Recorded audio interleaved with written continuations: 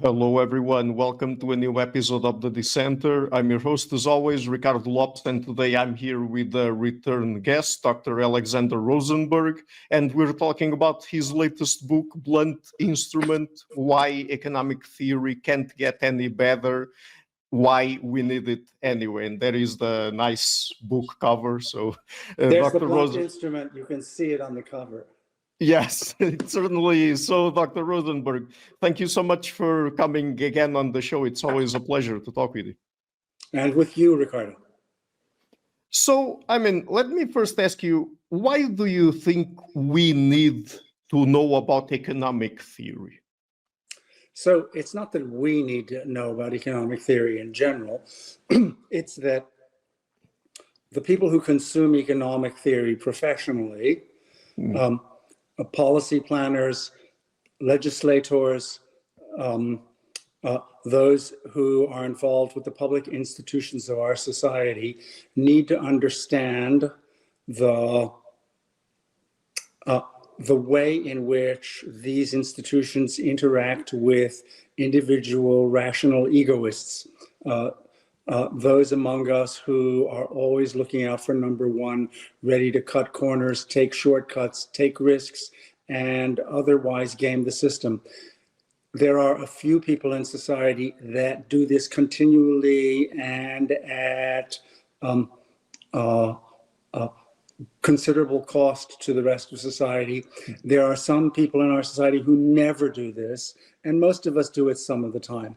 So it's at least one portion of economic theory that is absolutely indispensable to designing social institutions in such a way as to save our civilization.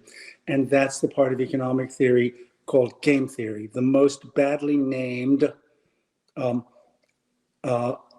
discipline in the social sciences, because it's not about games, it's about strategic interaction. And everybody always is engaged in strategic interaction with other people. So we're going to talk about game theory later, but I've heard people discussing this many times, but is economics a science? Well, insofar as it aims to explain and predict human behavior, it at least endorses the demands made on sciences with regard to their methods and their approach. But unfortunately, as we've seen over the last 250 years, economics is very bad at predicting, and therefore we have no idea whether any of its explanations do anything more than simply reduce human feelings of curiosity. And for those two reasons, it's hard to identify economics as an empirical science, despite the Nobel Prize that the Swedish Central Bank has erected in order to give it the prestige associated with the other sciences. And certainly also despite the relatively sophisticated appearance of mathematics that it bears by comparison to the other social sciences. So Right. the short answer is, in my opinion, it's not a science. It's a tool that we use for coping with one another's behavior. And it's a pretty blunt tool, one that has been unimprovable in at least the 150 years since it took its current form in the work of the marginalist economists, among whom John Stuart Mill was the most important. And does the title of the book, right? Yes. Well, it's a blunt instrument, and it hasn't gotten any better, and it can't get any better. So, and explain why, because this is something you talk about in your book, why economics is theory-driven, and not data-driven. And is that a problem or not? Well, it's theory-driven because The Economist pursues a research program that involves elaborating on rational choice theory and its implications in particular initial boundary conditions. And the method of choice is the thought experiment. There are relatively few cases where the economic theorist is actually confronting data and revising theory in the light of data. I need to say, when I use the word economist here, I'm being a little loose. I'm talking about economic theory. There are many important components of economics, subdisciplines of economics that are entirely empirical in their character.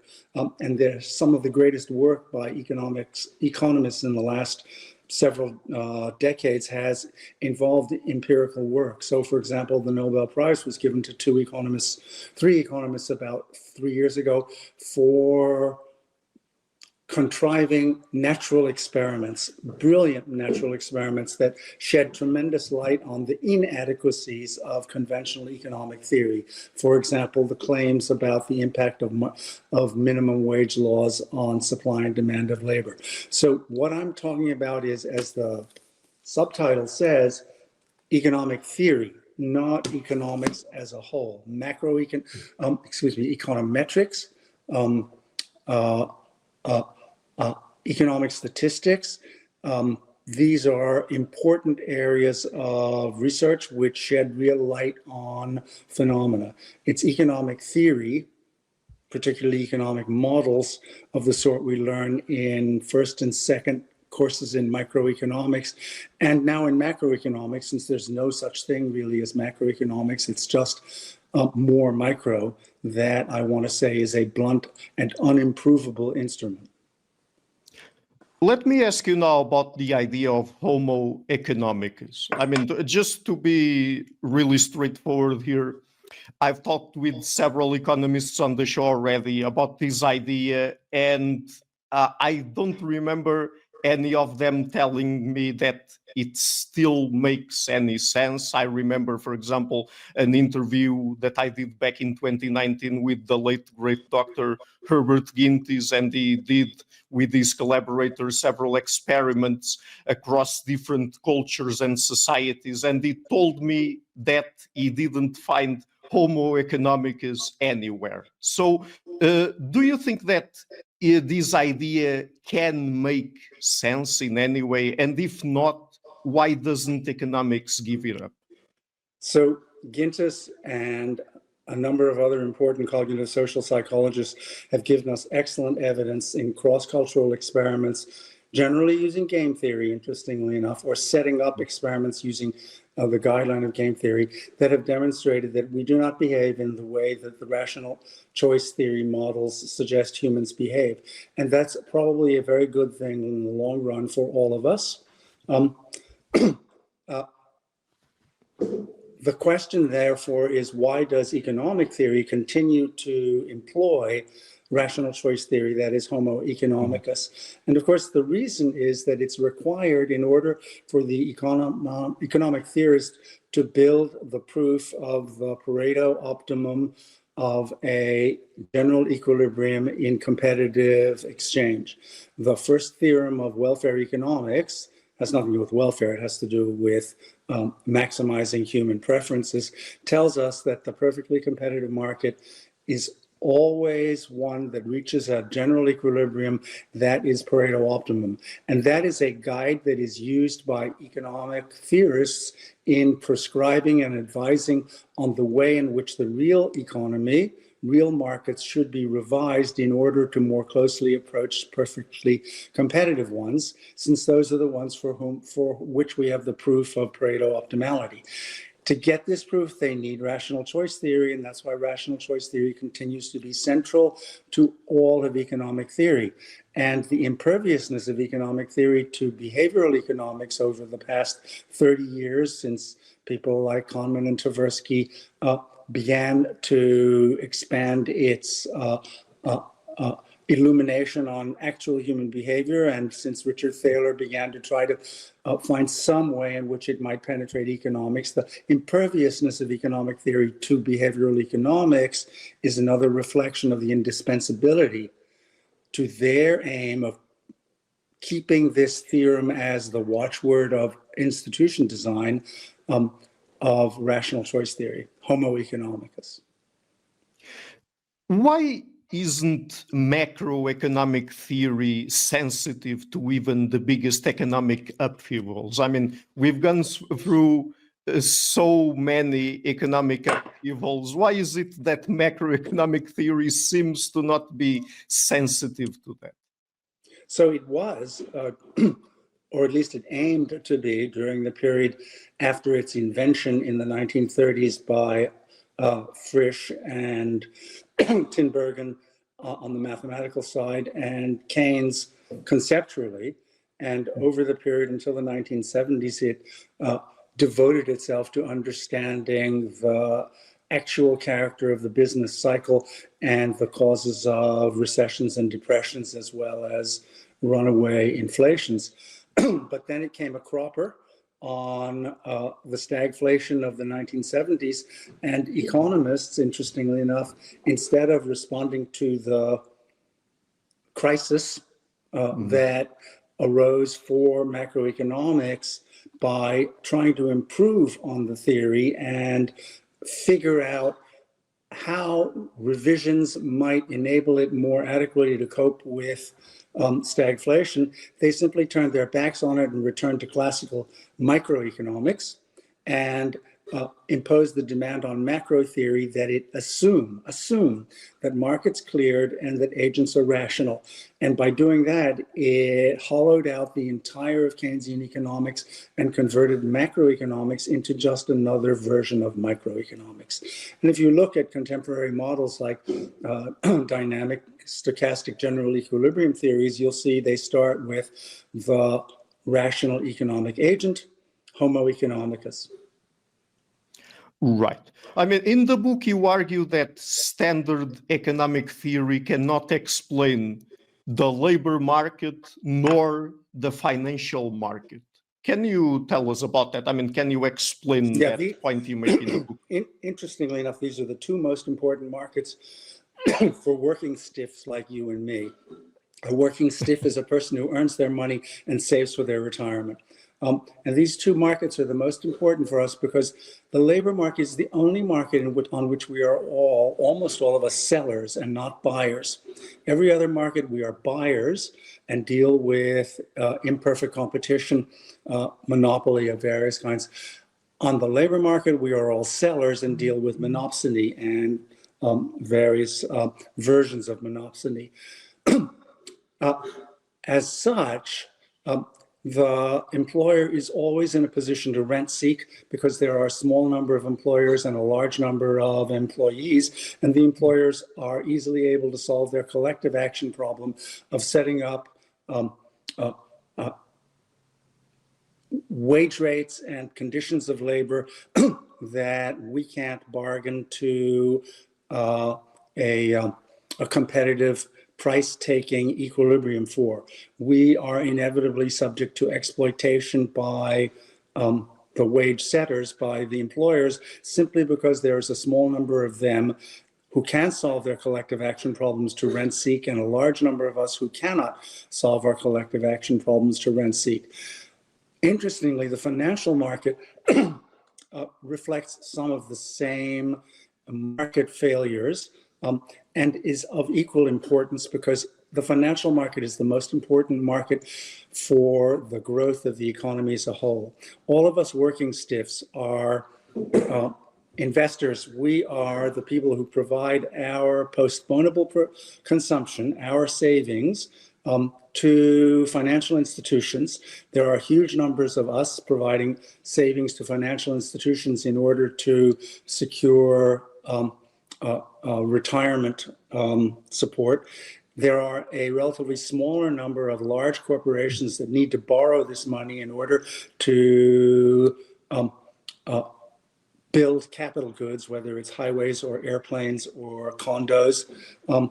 And between the large numbers of sellers of loanable funds, us, who can't solve our collective action problems, and the relatively smaller number of borrowers, the large corporations that need quantities of money while they build things that won't be online for years after they start building them, between a small number of sellers of of loanable funds and the slightly larger number of buyers and the relatively small number of buyers of loanable funds, there's the middlemen, the financial institutions, the bankers, the mutual funds, the insurance companies, the venture capitalists, the investment banks, and they, of course, are the smallest in number, and they most easily solve their collective action problems in setting up institutions that enable them to cream off the top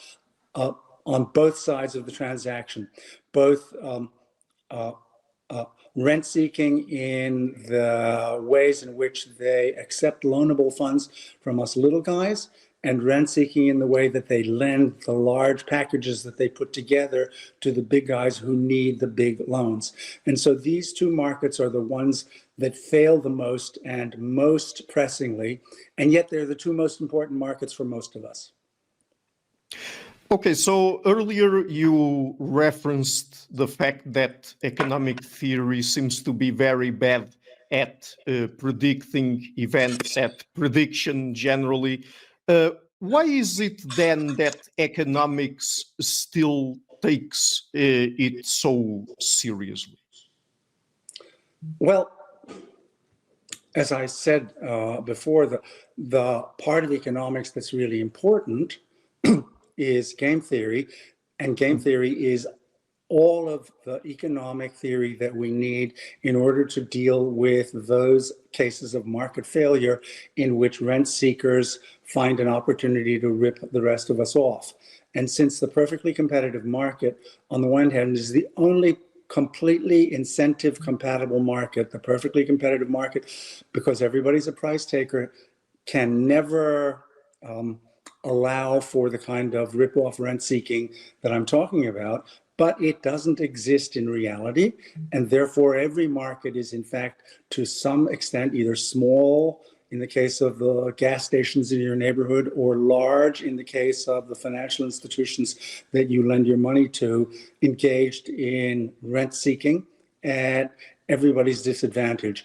And what governments and voters need to do is identify revisions, reforms, changes to the institutions that regulate the market in order to make them more incentive compatible. Now, doing that is always an arms race, because every time we rearrange rules to make the market more incentive compatible, to harness people's selfish interest to produce welfare producing ends, some smart lawyer or accountant figures a new way around it. So if you look at the history of financial regulations from Glass-Steagall to Frank Dodds, you'll see that every time we try to close the barn door, somebody's figured out how to get the horse to escape. The function, the need for economic theory, in particular for game theory, is to figure out how to improve institutions in this never-ending arms race. And there are some wonderful examples of how to do that. Alvin Roth, the great economist who won the Nobel Prize for his design of kidney transplant networks and medical school hospital matching systems, he made a significant contribution to human welfare by showing us how economic theory, in particular game theory, can be used to fashion, to craft these kinds of incentive compatible institutions that classical economic theory has no grip on, because it is driven by the perfectly competitive model. Okay, so I don't think this is something that at least you address directly in your book, but since I've had this conversation with economists on the show, and on the show I've had people, economists who lean more toward capitalism, others that are more social, that are perhaps a little bit more on the socialist end of things, like Dr. Richard Wolff and others. But in late 2022, I had a very interesting conversation on the show with an economist, Clara Mattei. She's from the new school for social research, and she wrote a very interesting book titled The Capital Order, where she explores the history of the rise of Italian fascism and links it to austerity measures, that is, liberal measures in response to the Great Depression in the late 1920s, early 1930s. And one of the points that she makes in the book, and I also allowed her space to make in that interview, is that she and other people think that we should be aware of the fact, at least this is her point, that economics is not ideology free. And she thinks it is, of course, that's her position, that it is dominated by capitalist, or as some Marxists like to call it nowadays, neoliberal capitalist position. I mean, by a neoliberal capitalist approach to economics. I mean, I'm not sure if you agree with that specific point, but with the broader point that economics is not ideology free, what do you make of it? I'm frequently heard to say that that capitalism is the worst of all economic systems except for all the others. And there's nothing like the 20th century to show the problems associated with state central planning and other institutional arrangements for driving a large urban, technologically driven economy. So I'm not a particular fan of state socialism. And I think by and large nowadays, no socialist is. I have never heard a socialist since the eclipse of Clement Attlee's government argue for the ownership of the means of production as the solution to the problem of plenty. We know what the problems associated with the ownership of the means of production by the state are. And what we need, of course, is the social market, a very strong social safety net, operating under a market as close to competitive as possible. But unfortunately, we can't get very close to competitive, and that means we need a lot of regulation. Now, is the economic theory that we can put our hands on ideologically driven? I think a lot of economists who have advanced our understanding of decentralized, incentive-compatible institutional arrangements are very far from ideologues of right-wing Chicago school capitalism. And I think most prominently of Kenneth Arrow, who did more to advance the agenda of economic theory in the 20th century than any other economist. And by economic theory, I mean microeconomic theory, and was very far from being a shill for the capitalist system. He was strongly committed to, for example, taking healthcare out of the market economy. And I think you can take the tools of economic theory that are useful, limited though they are, and apply them in the design of institutions of the sort that will address the interests and needs of people that the socialist thinks are ignored by capitalism. And I'm not sure that this is a really adequate answer to your question. Is rational choice theory a matter of ideology? No, I think it's a matter of using the assumption that society is composed of Hobbes's fool and Hume's knave, and so designing institutions as to protect us from them. And that's not particularly ideological. Okay. So, but given its track record, do you think that we should treat the theory that derives economic explanations as a guide to the future? We can't. It's been a terrible guide to the past, and so its track record deprives of it of any standing as a guide to the future. The only, I think, a reasonable source of material to guide us in the future is economic data and our sort of by the seat of the pants extrapolation from it from time to time. And the more data is available and the more artificial intelligence there is for mining that data, the better we will be at extrapolating to the future from the past. But that extrapolation needs to be heavily theory-free, in my opinion. Otherwise, it will simply replicate the defects of past explanations. And I said when we began, the important thing to see is, although economic theory looks like in many cases that it satisfies our itch of curiosity in retrospect when it explains past events, whether the financial crisis or the dot-com bubble or the impact of COVID on the supply chain, economic theory, because it doesn't have a strong record of predictive improvement, has no basis for claiming that any of its retrospective explanations are any good at all at doing anything except reducing our itch of curiosity. An itch which is, of course, based on the fact that we think of ourselves as rational, look out for number one maximizers.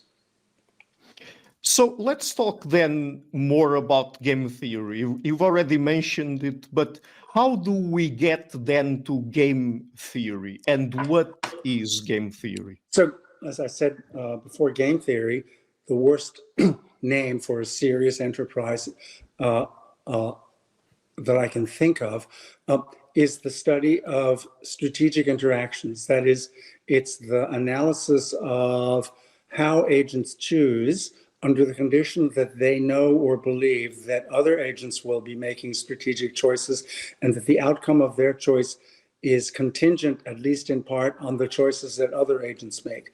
So, for example, the monopolist can set prices wherever the monopolist wants to, but the monopolist won't maximize revenue unless he can figure out what the highest price is that the consumer is willing to pay. And if the consumers can solve their collective action problem of withholding purchase, they can have an impact on how much the monopolist will be willing to charge. And so in the simplest case of monopoly or monopsony, microeconomic theory almost never expresses the fact that the demand curve that both parties need to identify the shape of in order to figure out what price they should actually charge or what price they can reasonably be expected to hold out for, that demand curve can never be determined. You have never seen a real demand curve in an economics textbook. You only see nice downward sloping lines.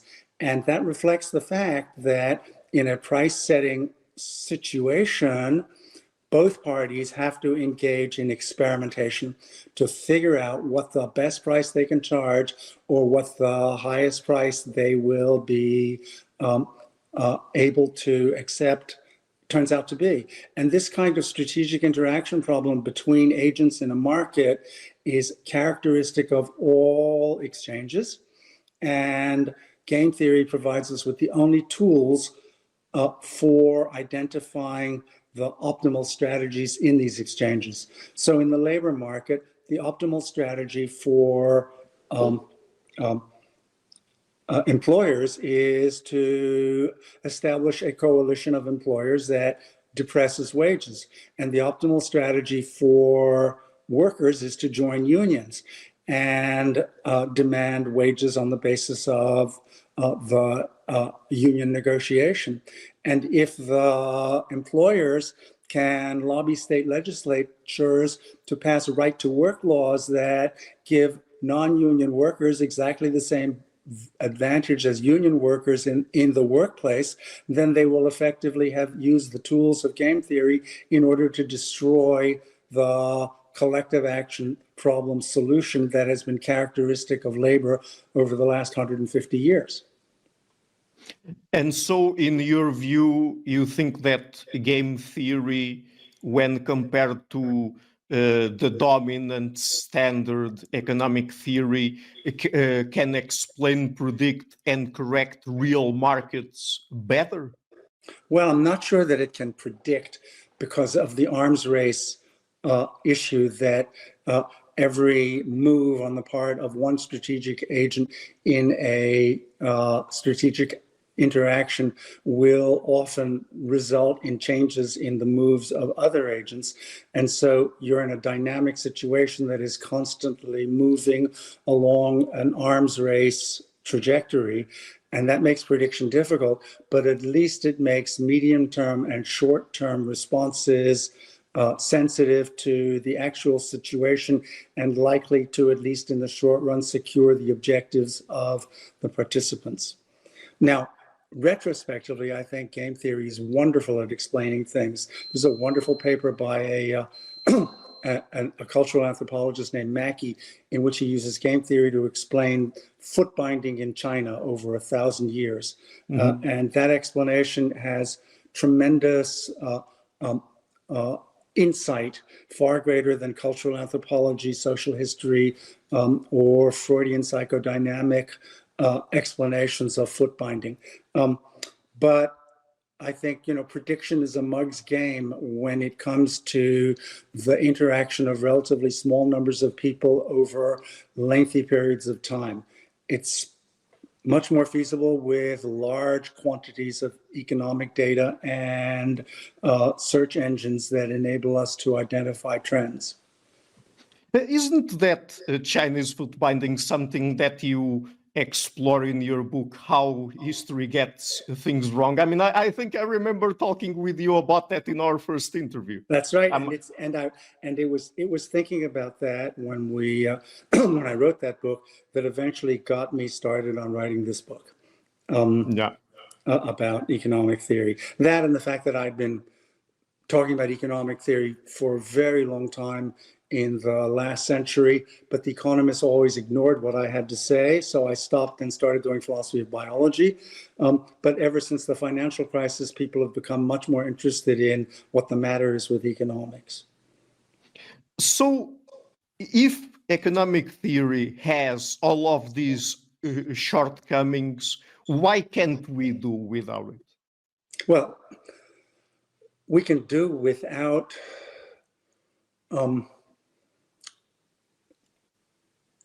microeconomic theory as a tool for explaining and predicting aggregate behavior, which means effectively we have to do without what contemporary economists call macroeconomics, because it's just disguised microeconomics. What we can't do without, of course, is the assumption of Homo economicus, rational choice theory, in conditions of market failure where both parties to the market exchange have a strategic interaction problem to solve. Because the only tools we have for understanding strategic interaction problems and designing playing fields so that they become anywhere close to level in the interaction between the strategic agents is given by game theory and by extensions of game theory. So here's a wonderful example. An economist won the Nobel Prize for showing that in auctions, it's much more efficient to arrange the auctions so that the winner, the buyer who bids the highest price, only has to pay the price offered by the second highest bidder. Now, that is such a counterintuitive idea, and yet the game theorists can show you why setting an auction up to do that, as federal bandwidth auctions for telephone bandwidth in the 20 or 30 years ago did. Only a game theorist can show you why doing that makes the seller of the auctioned item better off than setting up a highest bidder wins auction. It's counterintuitive, but it's wonderful. Yeah, and related to my previous question, in the book at a certain point you say that, quote, what we really need economic theory for is institution design. Can you explain that? Sure. So I think it was the Nobel Prize winning economist Leonid Hurwicz who introduced the concept of incentive compatibility and institution design in his own work in economics at the University of Minnesota in the 1950s. And he had to reach the age of 90 before finally he got the Nobel Prize for this work. But mechanism design is the label economists give to the problem of designing the rules of exchange and of competition that will harness people's selfish interests to deliver the socially desired outcome. The socially desired outcome is one which can only be attained by harnessing people's incentive to be selfish and self-interested and to misrepresent their preferences and their expectations. So what we need to do is design laws and rules and practices that force people in their actual behavior to reveal their actual preferences and their actual beliefs. That's what incentive-compatible institution design is, and it has been an important and insightful dimension of economics ever since Hurwitz first drew economists' attention to this problem. And of course, Arrow was one of those who early saw the importance of Hurwitz's insight, and together with him advanced our sensitivity to these problems. But what kinds of institutions do we need to construct? All right, so I mentioned Alvin Roth a while ago. Here's a great example, pretty famous now. Hospitals in the 1940s and 50s used to want to get the best medical students they could. And medical students wanted to get their first internships at the best hospitals they could. But each hospital being so concerned about getting the best, and each medical student being so concerned about getting the best, would make time-limited offers of positions and have to decide on the hospital would make time-limited offers, and the medical student would have to decide whether to accept this offer or wait for the offer they really want that's better. Okay, and as a result, both hospitals and medical students ended up making significantly suboptimal choices. And these suboptimal choices were bad for the hospital and bad for the medical students.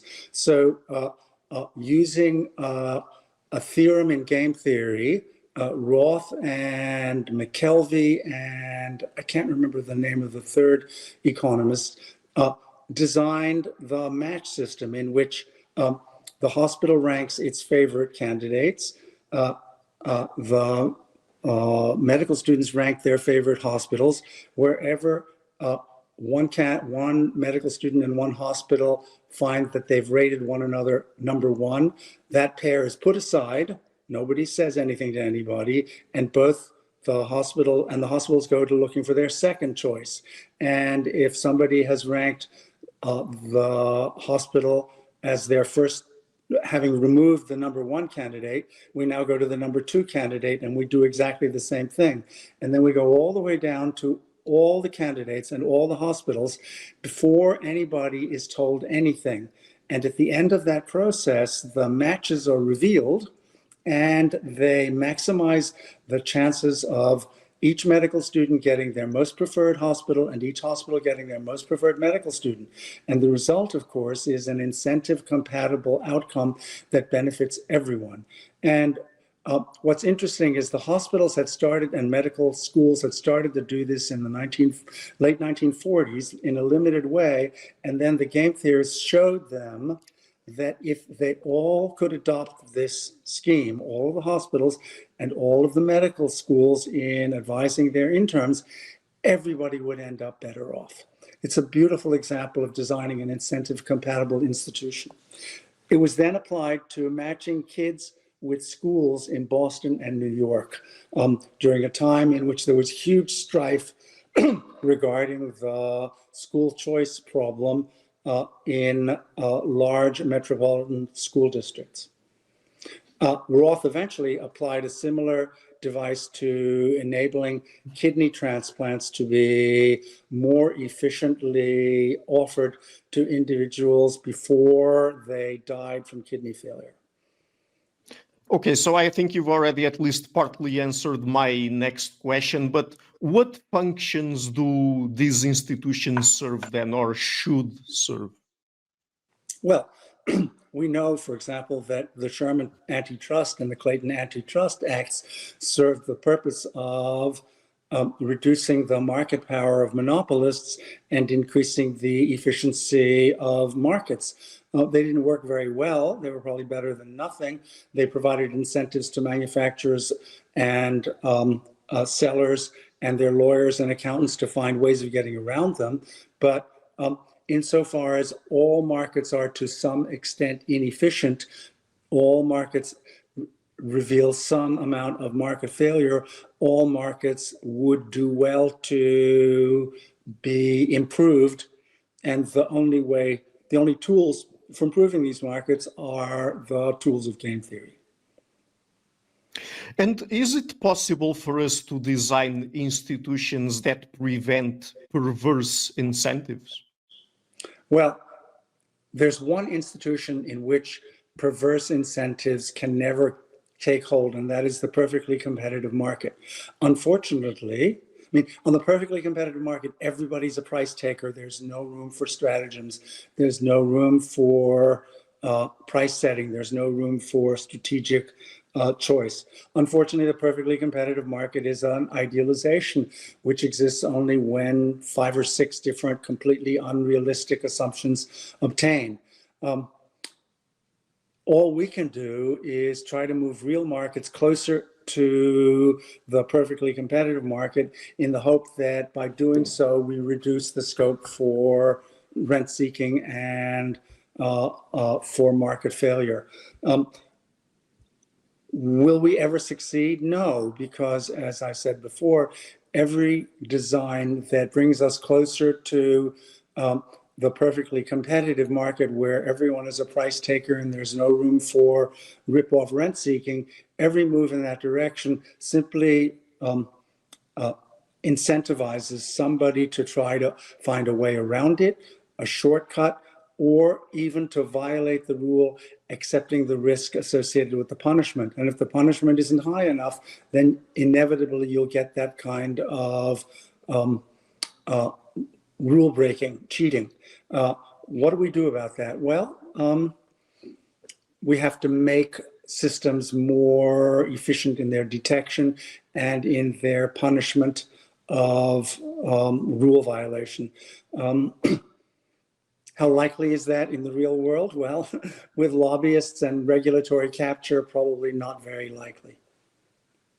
Okay, so I have one final question then. I mean, I haven't written down this question in preparation for the interview, but since I asked you earlier about whether or not you think that economic theory is ideology driven, I would like to ask you now, because I think that this can tell us also something about how economic theory can be used and whether or not it should be, let's say, neutral in ideological terms. So, I mean, I get that many people, political activists particularly, both capitalists, socialists, right-wing, left-wing, many times they appeal to economics and economic theory to make arguments in favor of their preferred policies. I mean, you are a philosopher. I guess that many of the things we talked about here today would fall under the rubric of epistemology, because we are interested in trying to understand what is true or what is not true, and how we can arrive at truth through economics, truth about people's economic behavior through economics. I mean, do you think that from an epistemological perspective, it is legitimate for people to use economic theory for political ends? All right, so I need to go back to, to our discussion of ideology. We have to separate the motivation for someone endorsing a set of beliefs from the truth or falsity or applicability, predictive, explanatory, or otherwise of this set of beliefs.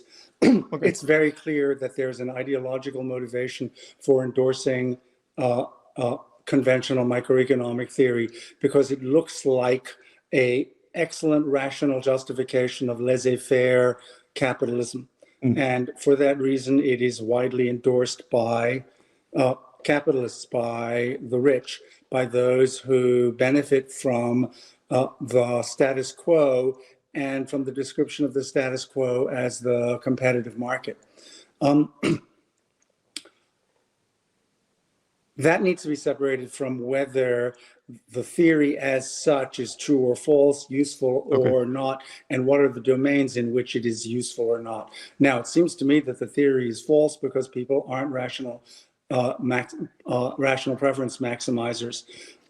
But can a false theory be nevertheless important and applicable and a useful tool for areas of human interest independent of the scientific? For example, can it be a useful tool in designing institutions, even though it's false of reality? Well, the answer to that question is sure, it can be. And maybe it should be, particularly if its assumptions about human individual motivation are at least right about some people whose behavior can have an unfortunate impact on the rest of us, right? Free riders, psychopaths, really selfish people, those people who pretend to be entrepreneurs but actually have never spent any time at the laboratory research bench inventing something really new. And we will leave the name of who I'm thinking of out of our discussion for the moment. Investing in PayPal in an early point in your life is not a basis on which to accord you special entrepreneurial genius. But in any case, the ideological motivation for indoctrinating everybody with standard off-the-shelf microeconomic theory is very great, but we can prescind from that ideological motivation in asking whether there's any value to this institution, economic theory at all.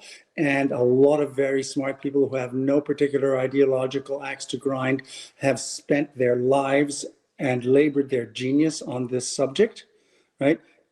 And it can't be worthless hand-waving or merely ideological mystification. It's got to be good for something. And that's what I tried to figure out what it's good for in this book. Having spent my entire career being skeptical about economic theory, I finally found what I think is a stable equilibrium in thinking about its weaknesses and at the same time its usefulness. Great. So I'm getting mindful of your time, Dr. Rosenberg. So let's perhaps wrap up our conversation here. The book is again Blunt Instrument, Why Economic Theory Can't Get Any Better, Why We Need It Anyway. And there is the cover again. I really loved the book, by the way, Dr. Rosenberg. And thank you so much for taking the time to come on the show again. It's always a really big pleasure to everyone.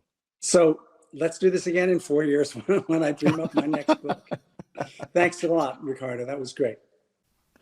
Hi guys, thank you for watching this interview until the end. If you liked it, please share it, leave a like and hit the subscription button.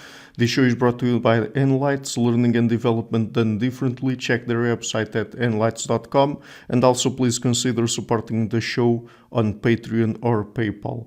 I would also like to give a huge thank you to my main patrons and PayPal supporters: Per Ergo Larsen, Jerry Muller, Frederick Sunda, Bernardo Seixas, Olaf Alex, Adam Kessel, Matthew Whittingbird, Arno Wolf, Tim Hollis, Eric Alenia, John Connors, Philip Forrest Connolly, Dan Demetri, Robert Windiger, Rui Inácio, Zup, Marco Neves, Colin Holbrook, Phil Kavanagh, Mikkel Stormir, Samuel André, Francis Fortiago Nunes, Fergal Kossen, Hal Herzog, Nuno Machado, Jonathan Labyrinth, João Linhares, Stantantia, Samuel Correia, Eric Hines, Mark Smith, João Eira, Tom Hummel, Sardas France, David Sloan Wilson, Yacila Dez Araújo, Romain Roach, Diego Londonho Correia, Yannick Punter, Adana Rusmani, Charlotte Bliss, Nicole Barbaro, Adam Hunt, Pavlo Stasevski, Nelek Bach, Guy Madison, Gary G. Allman, Sam Afzal, Adrian Yeagy, Paul Tolentino, João Barbosa, Julian Price, Edward Hall, Edin Bronner, Douglas Fry, Franca Bortolotti, Gabriel Ponce Cortez, Ursula Litsky, Scott, Zachary Fish, Tim Duffy, Sonny Smith, John Wiseman, Daniel Friedman, William Buckner, Paul George Arnaud,